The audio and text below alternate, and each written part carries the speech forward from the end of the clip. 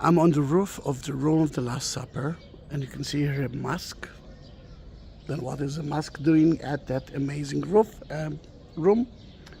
We will talk about it later on, but it's so hot that I found myself a shade spot. Then I can actually enjoy the, well, 5 degrees less than what it actually now outside. Outside it's around 90, 92 degrees now, a little bit humid, actually very humid, and hot. But I'm here because of Pentecost. I've been asked to take a video of the room of the Last Supper at Pentecost, and for me, sorry, the Cenaculum, is more than just a room.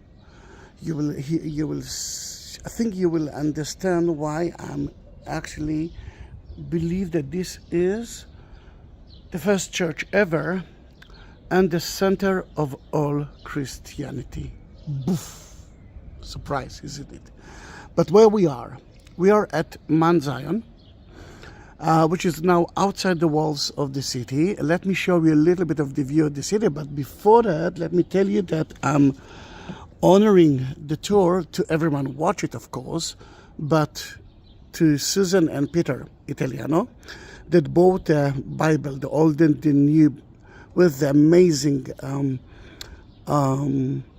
olive wood cover from me, and I will preparing that video for them. And I will send the book, the Bible, for them soon, but they will have a video that you are watching it, and that video and the Bible actually touch the most important places here. Then the energy of that Bible worth a lot. Then we know that we are on the roof. We don't know yet why it's supposed to be the center of the wood for the Christians, but what we can see from here, this is the Dormition Church, the house of Mary, the place that she fell asleep. At the 4th century, everything that you're looking at, outside the wall, and you can see the wall there, you can see the wall there as well, was one big church. Today, it's so many churches, cemeteries, synagogues, and more.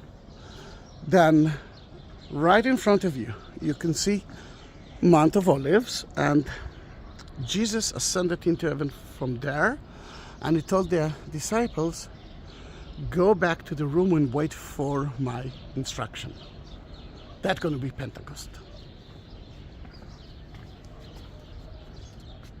City of David is down the valley. You cannot see it from here, but we are on top of the room of the Last Supper, and beneath it, it's the tomb of King David. Maybe later on I will just go inside to take a short video of the tomb of King David too. Then there's a lot to wait and see. Let's talk about the Cenaculum. What is actually the meaning of that name? Cenaculum, Cenacle. There's so many ways to pronounce it. Then in Latin, it's I dine. Room of the Last Supper, the Last Supper. I hate there. Then it can find that that story of the room of the Last Supper in every gospel, but another name of the room is the upper room, and you can find it in Mark 14, you can find it in Luke 22, you can find it in Acts 1. For example, let's take Mark 14, 13. So he sent two of his disciples, telling them, go into the city, and a man carrying a jar of water will meet you. Then when he said that, he actually said it at Mount of Olives. Then let's go back to Mount of Olives. Oh, a little bit of breeze. This is Mount of Olives. And you can see the Assumption Church, which is the big tower. To the right of it, there is one of the most ancient churches And that's called Pater Noster Church. Pater Noster Church, or Aluana, as St. Helen called it in the 4th century, is the place that Jesus ascended into heaven, but before that, he told the disciples that it was kind of his home place, his secret place, hidden place from the Jews that were looking for him. And most of the things that he said was, as we believe, was said there. One of the things that the Crusader mentioned that happened there is, is the Lord's Prayer. That's where he had talked about the Lord's Prayer, and you can see it on the cover of the Bible. Then in that case, let's go back to Luke. Then it was there. That's why I wanted you to see Mount of Olives. That as you enter the city, because that is outside the city, Mount of Olives was outside the city. When you enter the city, a man carrying a jar of water will meet you. Just look for Mount Zion place, because this is the place that the room is located, and maybe the Bible will tell us that it was here. And say to the owner of the house, the teacher asked, where is the guest room where I may eat the Passover with my disciples? He will show you a large room upstairs, all furnished, makes preparation there. Now we can study a lot of things there, but one thing that we cannot study is the location of that room. Mount Zion. We are at Mount Zion, and we believe that the room was here. Then how come? Because Mount Zion is not mentioned there. Let's go, to the book of Acts. Acts 1, 13, 12. Then the apostle returned to Jerusalem from the hill called Mount of Olives. Remember? It was right there.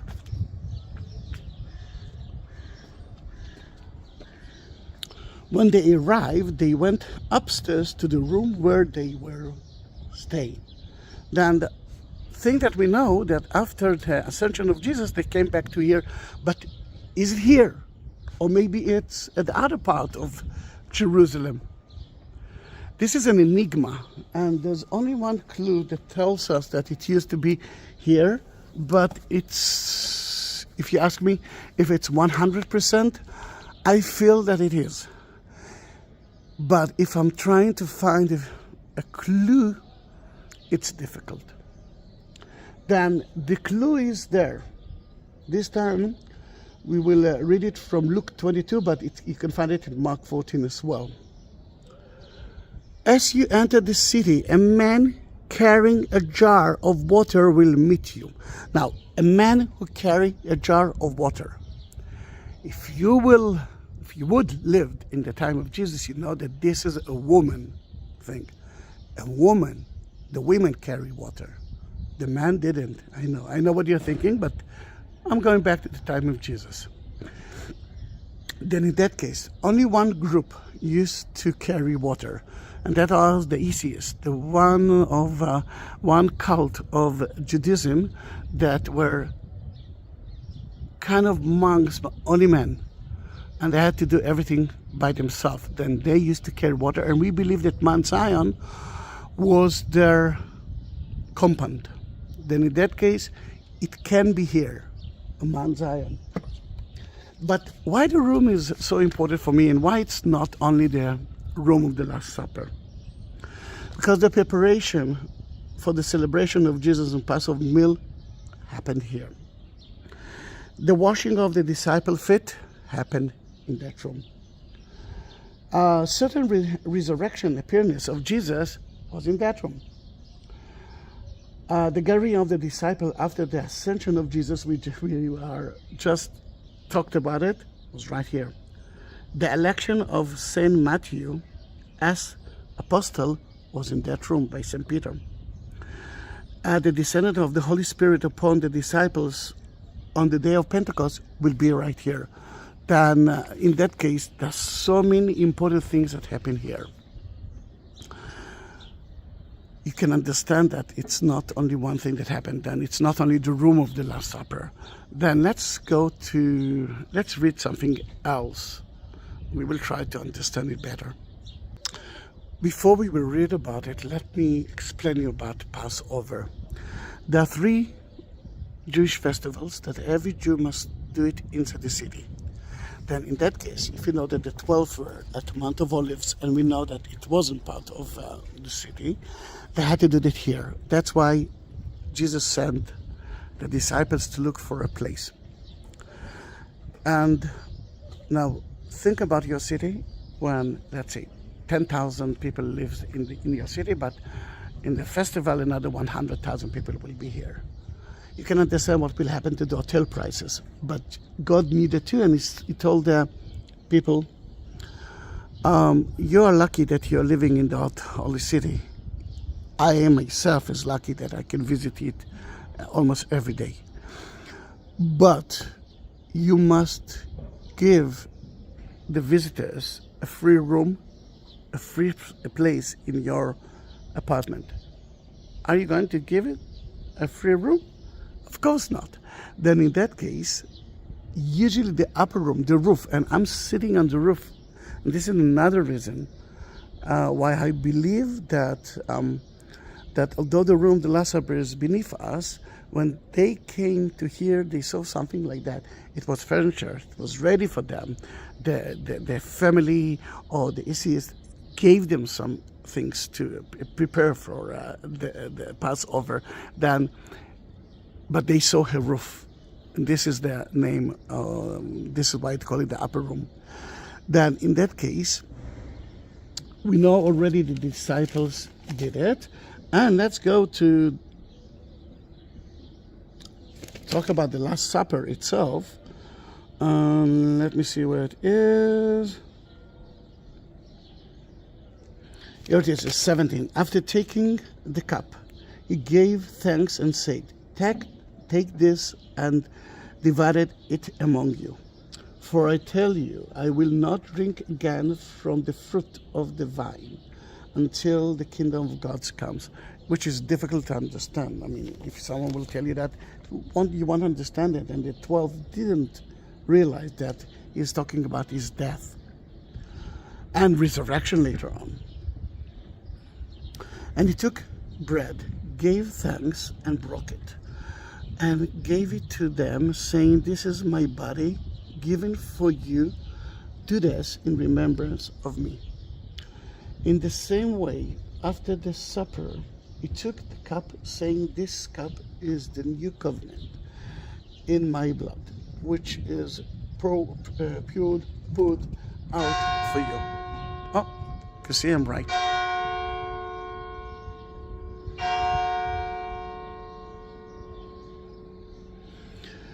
Then in that case, in that room, which we are going to visit soon, the reason I'm talking about it here is because it's a little bit crowded because of Pentecost, and it's so difficult to talk about it there. Then soon I will go there together with the Bible of Susan and Paul Italiano and the Lord's Prayer to reach that place. Then don't worry, you're going to see it. Then for me, this is the first church ever, because that is where Jesus did the first Mass, the first service, and he did it by himself, that you can understand the meaning of it. The first Mass ever was here, and it was taken by the most important priest, Son of God, Jesus. Later on Pentecost, when they will be here, Holy Fire will go down, and they will start to speak with different languages, and their message will be to spread Christianity all over. And this is not only the first church ever, it's the center of Christianity. And now when we know it, let's enter the room of the Last Supper, the Cenaculum, and visit it. It might be a little bit crowded, then I will try to speak inside and outside, but you will see everything. One of the questions that you will ask me is, how old is that room? Then let's start with the story of Israel and Jerusalem, building, destroying, building, destroying, building, destroying. Then that room probably been destroyed so many times, but not everyone believes in it. For example, some believes that was the first synagogue of Jews who believed in Jesus. At the beginning, we didn't talk about Christians. I'm not sure that even St. Peter knew that he was a Christian. He was a Jew who was waiting for the Messiah to come, and he came. Epiphanos, the bishop of Salamis, actually say that although the city been destroyed at 70 AD, that room wasn't destroyed. Some say that yes, it been destroyed, but in the 2nd century it was built again. Some believes that it not, that it was built together with the church that I was mentioning. Remember that cover every part of Mount of Olives at the 4th century. As you can understand, there are so many ways to figure out about the existence of the room, or the history of the room. Is it important for me? I'm not sure. But let's continue with it. At the 6th century, we found an ancient map, Madaba map, we found it in Jordan, of the city from the 6th century. And some believe that the room was already there, then it was exist. But at 1614, it had been destroyed by the Persian, but rebuilt immediately. At 1009, it had been destroyed by the Muslims, by the Khalif al-Hakim, but it had been rebuilt again by the Crusader that called that place St. Mary. At the 13th century, so many places have been destroyed here by the Muslims, but the room was left without any damage. At the 16th century, the Ottomans took that room from the Christians and turned it into a mosque. Then they went down to the room, to the tomb of King David, and turned it into a mosque. Then until from 1550, 16th century until 1948, it was a mosque. That's why you saw the minaret on the roof. If you didn't see it, then you can see the minaret in front of you again. Then from 1948, that room is open for the Christians, sadly, because the synagogue is down there. Then and the upper room is here. Then the room is not owned by the Christian, it's owned by Israel. If you ask me, that room's supposed to be part of the Christians, but we have to change things here. Let's get used to the darkness.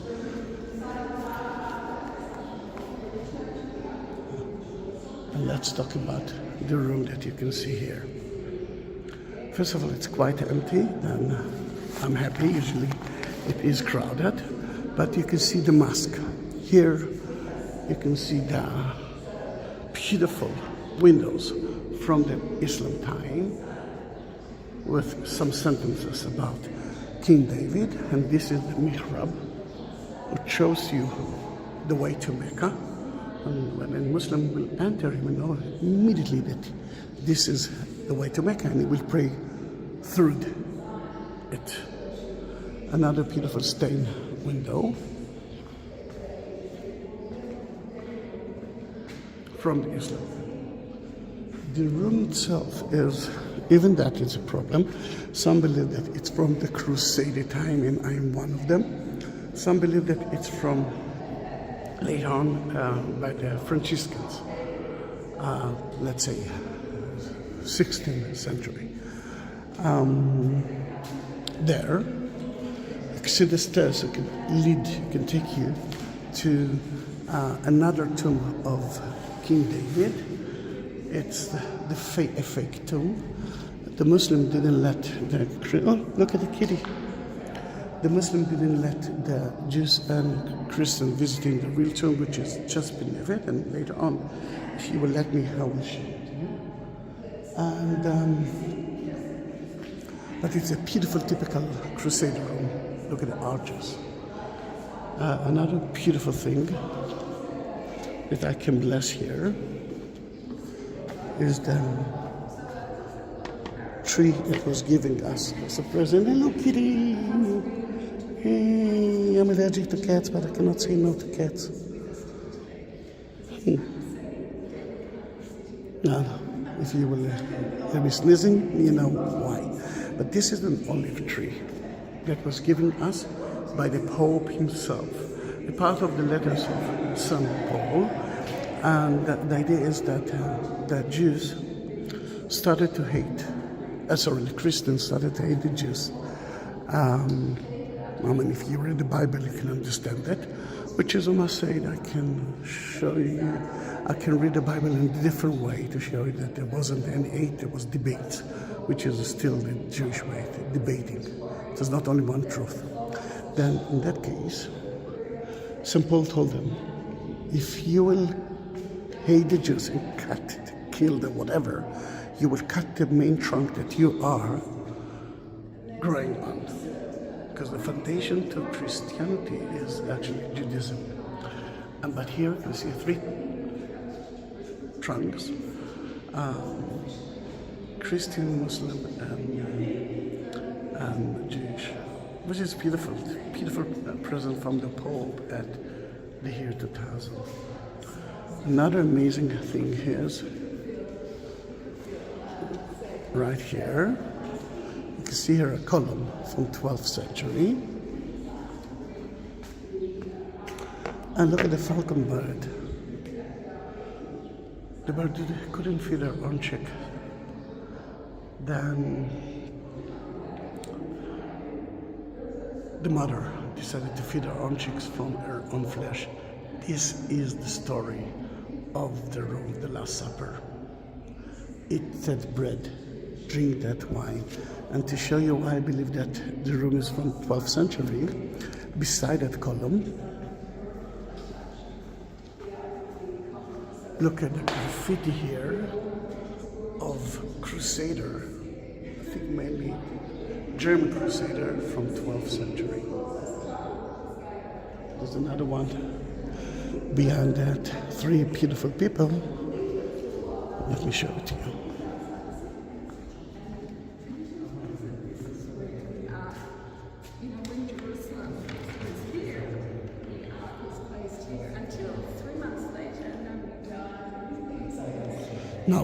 Now we know everything about the room, the Last Supper. Now we know that for me, this is the first church ever. One of the questions that I've usually been asked, where was the table? At that time, there was no table. People used to sit on the floor and eat. Then it was somewhere here. It's not a big room. I can imagine if that was their entrance. Then the table was here somewhere, facing, but this is my speculation, to the old city, to the temple that at Jesus' time was exist. Let me go down to convince you that that building was, at least the lower part of it was from the beginning of Christianity, from the Roman time. And for that I have to leave the room.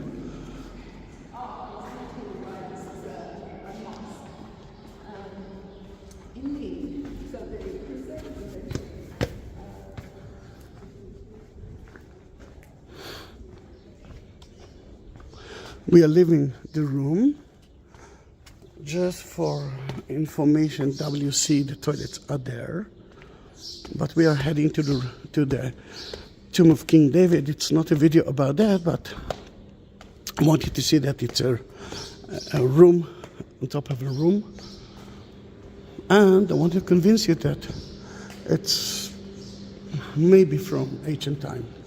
Now look at the small stones. That's how we are building the houses. You can see that it's limestone.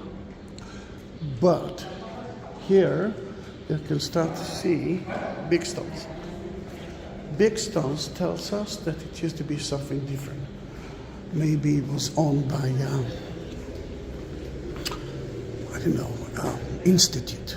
It can be Jewish, it can be Christian. And those stones, some believe that it's from 70 AD. Some believe, as we already know, that it's from the 2nd century, was taken from the area of the temple. Then why someone will try to build a structure here, a room here, from those big stones? Because if not, this is easier. Small stones. Then it might be an ancient room. The first part is the tomb of King David. The upper part is the upper room, the Cenaculum, and the room of the Last Supper. And what left for us to do is to go into the tomb of King David. King David was important for Jews, Christians, and Muslims. It's a synagogue that we have to divide ourselves into two. And because I'm only one person, then we will go together to the men department. There are 2 rooms there. First one is the synagogue, the other one is half of the tomb. The second half is at the women's section. And let me put a yarmulke on my head, because that's how the Jews are doing. That's what the Jews are doing. They're separating themselves from Him. The Jews are praying straight to God.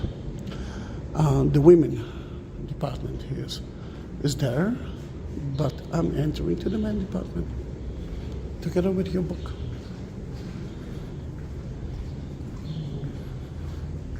This is the synagogue. It looks like empty now.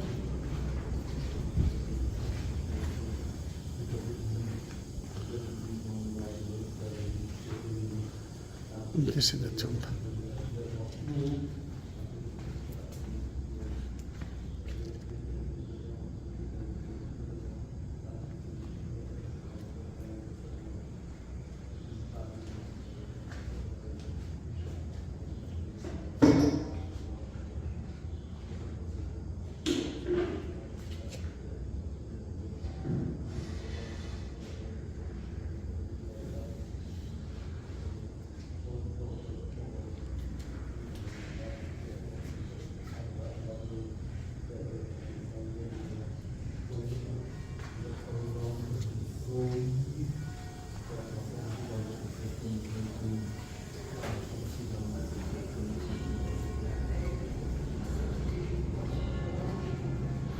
I'm sure that you might have some questions.